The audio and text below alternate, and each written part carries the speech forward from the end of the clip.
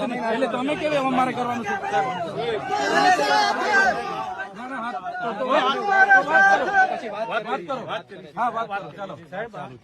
વાત કરો ચાલો. કેટલા ટાઈમમાં કેવું છો? ના વાત કરો. અહીંયા નવરા નથી, અમારે રજૂઆત કરવાની છે ભાઈ. રાતની પોલીસ ઘરે ઘરે મૂકી દે. પોલીસ નું આ કામ છે ભાઈ? નથી કામ પોલીસ તમારે એલસીબી કાયદોની વ્યવસ્થાના ભાગરૂપે કાયદોની વ્યવસ્થાના ભાગરૂપે આટલા બધા કાર્યક્રમો કોઈ દિવસ અમે કાયદો નથી હાથમાં લીધો. સંવાદ કરીએ છીએ એટલે તમને એવું છે કે બધું કરી રોકી રાખો. ટીંગા ટોળી વાળી વાત નથી કરતા. હા ભાઈ, સાહેબ વાત કરો, એ જશે. તમને આટલો બધો કોઓપરેટ કરીએ છીએ. અમને મેં કીધું ને તમારી આગળ. હા, તમે કીધું એ સૂચના આપી દીધી મેં. તમે સંકલન કરો, તમે સંકલન કરો. કોઈ જતું નથી.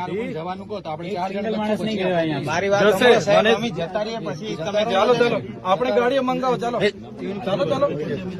અરે સાહેબ ચાલો ને યાર, આટલો સહકાર આપીએ છીએ. કોઈ આવવાનું નથી. ચાલો ને તમે. તમારા એટલા બધા ચેકપોસ્ટ છે જ. એમને કહી દઈશ, મેં કહી દઈશ ગાડીઓ મંગાવો. ચાલો મેં સૂચના આપું છું.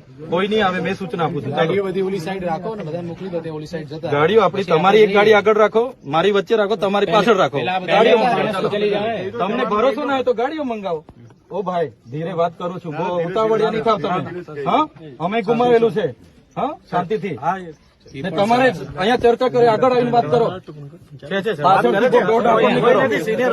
અહીંયા સિનિયર અધિકારી વાત કરે છે. આની દોડ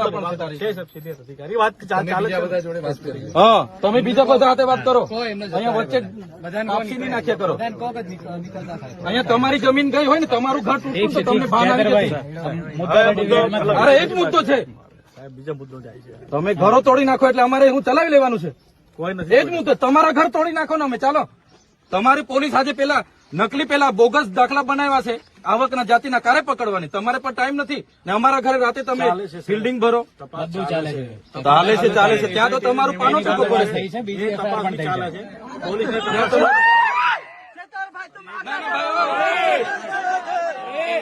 મારે એકલા આગે નથી. આપણે જવાનું. શાંતિ રાખો. તમે બી એ નહીં કર્યા કરો. મેં વાત કરું છું. અમારો અવાજ ના નીકળવો જોઈએ એટલે તમે દબાવવા માંગો છો. મેં વાત કરું છું. એની જવાબદારી લેવી હોય તો આગળ મોકલો એને. नहीं तो फिर बीजा भी नहीं बोले ना. हाँ, એને જવાબદારી લેવી હોય તો મોકલાવો. હા, બસ એવી વાત નહીં કરજો.